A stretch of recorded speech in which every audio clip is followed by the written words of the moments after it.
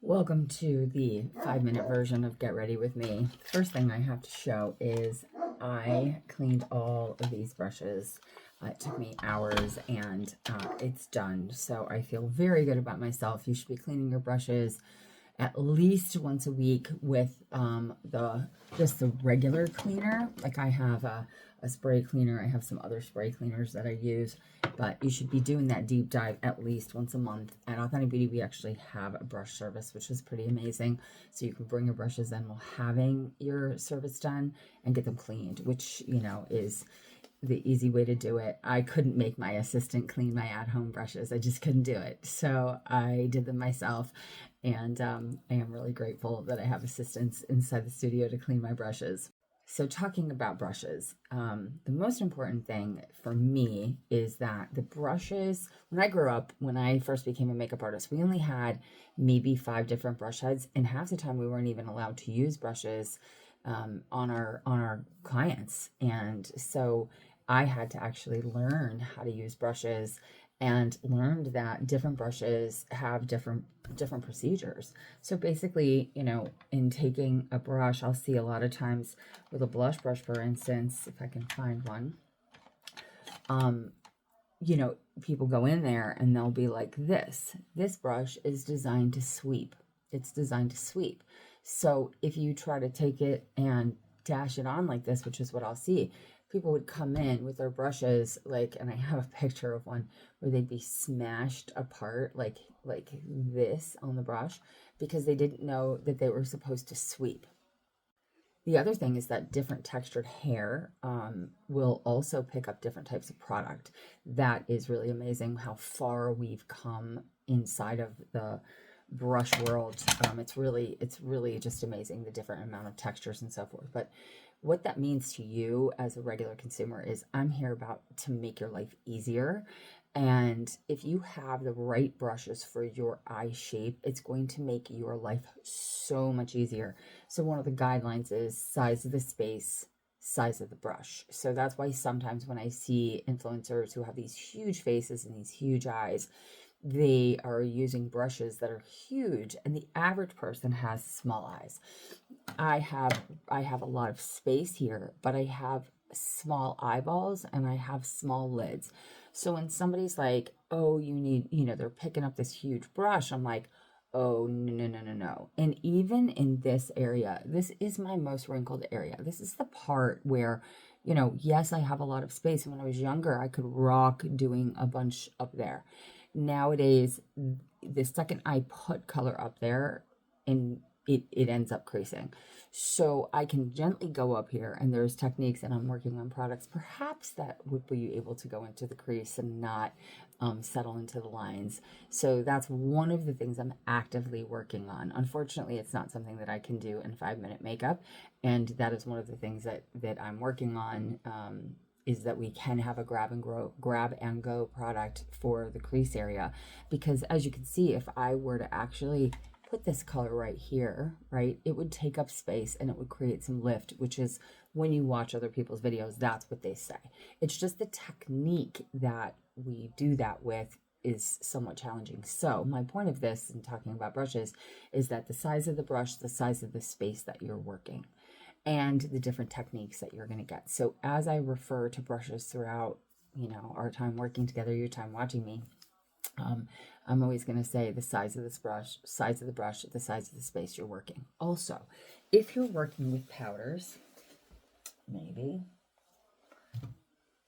okay, if you're working with powder, this is what I call a working towel. I always have a towel nearby because one of the things is you want to load the brush, okay? And loading the brush basically means you're going to take your powder, any powder shadow that you're using, and you want to load it 3 times. So I want you to think like you were painting a wall.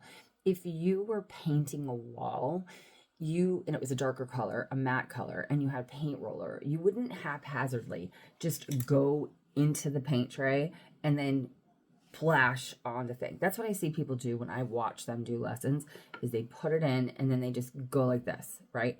they go right in and then they're here. You haven't had a time to load the brush so you have an even application on your brush. So if you have a working towel, you can take the powder, you can put it in, and then you put it in 3 times. Think of this like the paint roller. So paint roller, you'd go into the tray, you roll it up, you get the excess off on the wall, you go back in the paint tray, you resaturate the roller, you go back in until you have enough paint to cover the entire wall. And then you're working to really coat it evenly. That success of that really comes from being able to load the brush properly with color. So that's one of the tips I'm going to give you for today. I am, especially if you're over 50, you have to get a significant amount of product that stays on the lid because it needs to create that base. And that's one of the reasons why we use base, is because you don't have to work so hard to get the eyeshadow down. And depending on the pigment you use, which is the quality of the product that you're using, there's different finishes of powder. There's so many different finishes for powder right now. So anyway, those are just my little tips today on brushes, and I now have less time because I decided to talk about that. So time to get my face on. I'm probably just going to do it, and you can just watch this one because I don't have time to talk through it. Also drinking my celery juice, which is about your skin looking fantastic because it helps to detox you. More green stuff and Revival Brow. Because what would I be doing without conditioning these eyebrows? And you can see how they just came alive. I also have a bin full of brow products that I will be going through and really sharing their effects, because I started messing with a little bit of it yesterday and I was mortified at what I saw. Yesterday was Female Founders Day. Thank you, Sarah Blakely, for making me aware that there was a Female Founders Day. It's really pretty awesome. I got to tell you, being a female founder, I have, just being a woman-owned business and inspiring other people, being part of just this huge network of female entrepreneurs. There's so many more obstacles that we go through than men. I'm sorry. We're raising kids. Most of us, gender bias. We don't get loans as easy. Everything is twice as hard. It's really kind of crazy. I'm using a little brush on this because I'm going to get it absorbed in a little quickly today. But boy, did I need that smooth canvas. Anyway, it was really interesting because, one of the things that I love about being a female founder is that I did it so that I could have a life I love. I had 2 small kids when I started. I was 40 years old when I started Authentic Beauty. 40. And, and by the way, I'm trying a lab sample of something that I am calling a full coverage primer. And the purpose of that, so this color matches. The purpose of this is so that I can use the 3-in-1 foundation or use our new product and have this be just a nice light coat under. So I'm applying with my fingers. I'm going to take the brush and blend it in. Now you can see by itself it's incredibly matte, but I don't have time to mess around with coverage right now, and I want a decent amount of coverage, and so that's what I'm doing. This is just, when you know what a product does, you can kind of go in a hurry, and I know this product works. And this is, how many times do we want to, see our skin, have be natural, but then you want to bump it up that extra level, and it's usually a heavier foundation. This is so fine. This isn't something I would necessarily just want to wear by itself. That's one of the reasons why I'm calling it primer. But when you see it in conjunction with, I think I'm just going to use my 3-in-1.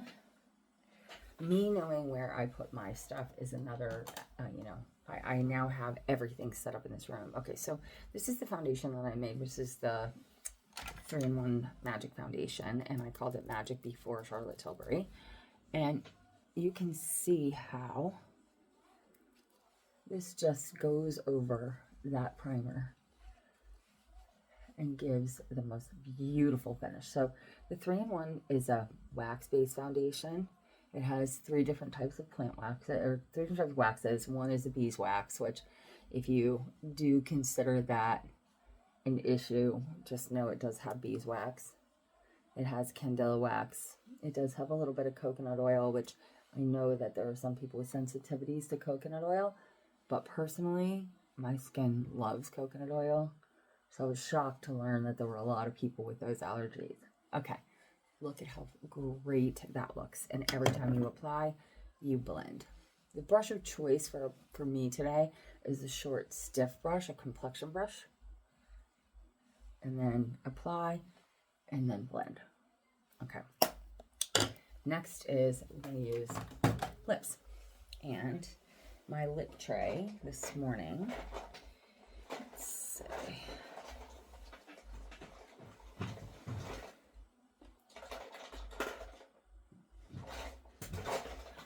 So I'm going to use, I'm in this tie-dye scrubs today, but it's also when you have small lips. That's so funny. You know, we just can't make it up. Another reason to have a working towel is to get the lipstick off your teeth.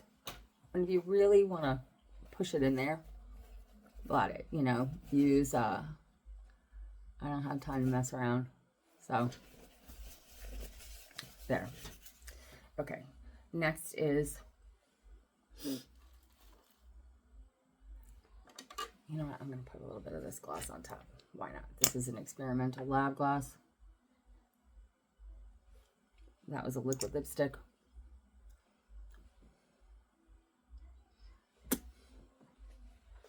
Okay, perfect. Okay, so in my little bin, I'm like, do I use something experimental or do I use something? What is this? Oh, these are glosses. No idea. Okay, interesting. Okay, I'm gonna try. You should see this bin over here. All right. One thing I'm gonna get better at doing, because I really want to show you, is to know where everything is. Okay. Now, for me today, I want to go through the river and over the river and through the hood. I do not have time to do another shadow, so I'm going up and over my crease. This is a bigger shadow brush because I don't want to use 2 brushes to go up. I don't have time for that today. So, you know, you can measure, you know, try to find a brush that you're like, that will just take up. If you look, it goes right into my space, right?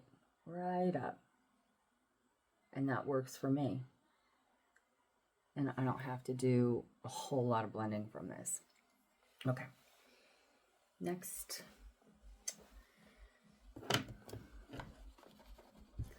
And I'm just leaving my brushes out so I can quick clean them before I put them away. So this is an experimental liquid shadow. Love it. See how it wears and see if it doesn't get stuck in my lines. I'm going to tight line. I should have probably done that first. I'm going to use my Beauty for Real Black Magic. Again, tight lining. You're going to see the difference immediately. Okay, so this is how most people would walk out the doors. They just put on, you know, their shadow color. Right there. Okay? So the difference is just, it's extraordinary. Okay? So you don't want to wear any makeup, but you want to have some impact. And then you're going to see my lashes. And again, I keep reaching for this Korean blush. I have a whole bunch of other blush samples, but this, I have been freaking loving this so much because I can do just this. I don't have to worry. It's not too much product. It's playing well with foundation. I can rub it in with my fingers. I mean, that's everything else I have to work at, and I don't have time to work today. I mean, I seem to not have time to work any day these days. Okay, now sticks. See, I redid everything, and now I can't find what I would do with the stick. Ay, ay, ay. Okay, so in a hurry like this, now is when I'm going to use the concealer because, again, most of the time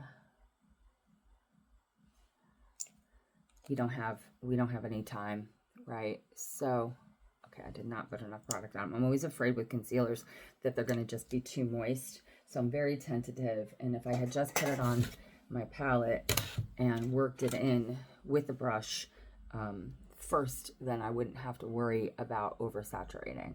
You know, it's still, even with smooth canvas, you know, I still get very tentative about how concealers are gonna sit in the lines.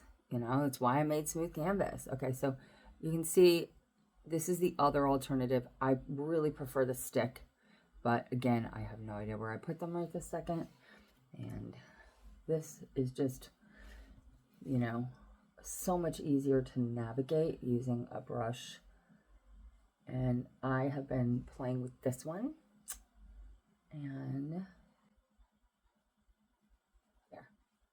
Okay, mascara. All right, I have a new mascara that I'm trying. This is a lab. And I like this lab. It's an American-based lab.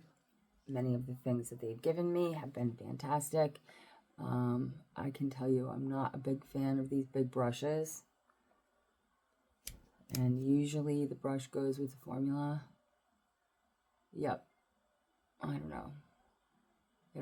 It sprayed mascara on my lid already. I'm not hating the formula. Maybe this is just the brush that needs to be adapted.